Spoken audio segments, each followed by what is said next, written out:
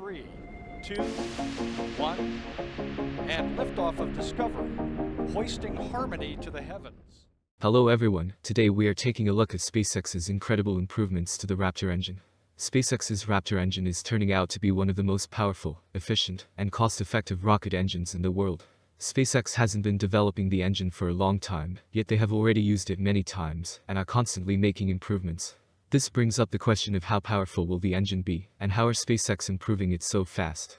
SpaceX has managed to create a marvel of technology in the Raptor engine. Thanks to constant testing, ambitious goals, and continued improvements, the Raptor engine could easily become the most used rocket engine ever in the future.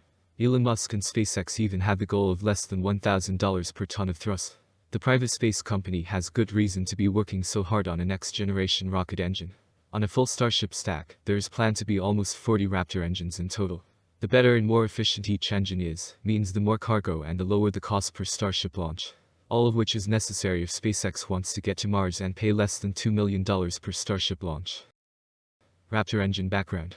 SpaceX's Raptor engine has followed the common theme of the company, and sped through development in a short period of time.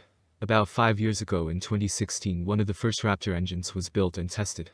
Over the next few years, SpaceX continued to test and change parts of the engine. They used an engine test stand to safely ignite the engine, and gather all the necessary data. In 2017, SpaceX recorded an engine bar chamber pressure of 200 during a test. This was a good result, but at the time the company was working towards a number closer to 250. They even had the goal of getting to 300 bar chamber pressure in the far future. Just recently, Elon Musk tweeted some information regarding the Raptor engine progress. Specifically, he said that the Raptor engine was able to reach 330 bar chamber pressure without it exploding.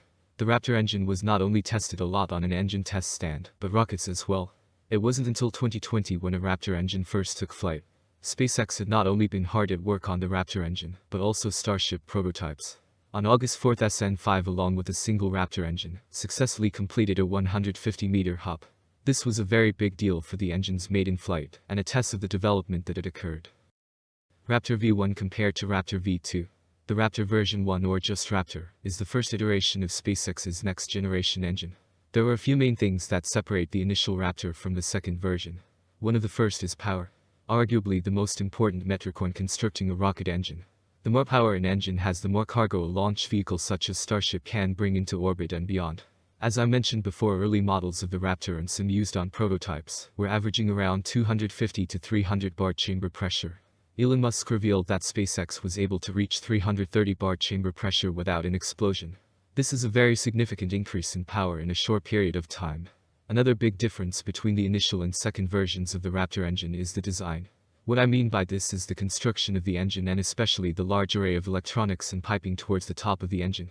The Raptor engine has an extremely complicated and spaghetti-like mess of components at the top half of the engine. This can have a negative effect on many things, including engine efficiency, production time, cost, and more. This is exactly why SpaceX is working to change that on its second version of the Raptor engine. In an interview, Elon Musk mentioned that the next version of the Raptor engine will have a significantly cleaned up top section. He was referring to a large number of components responsible for operating the engine. While it sounds simple, this is no easy task, but would carry over a lot of different benefits. The final difference between engine versions is cost. While the price has been consistently changing, in the construction process of some version 1 Raptor engines, the cost was around $1 million. Recently, Musk tweeted that Raptor V1.0 is tracking well under $1 million per engine. This is still a high price, especially considering SpaceX's plans to mass-produce these engines. Raptor V2.0, however, has big plans for the future. SpaceX's main goal is to produce a Raptor engine for $250,000.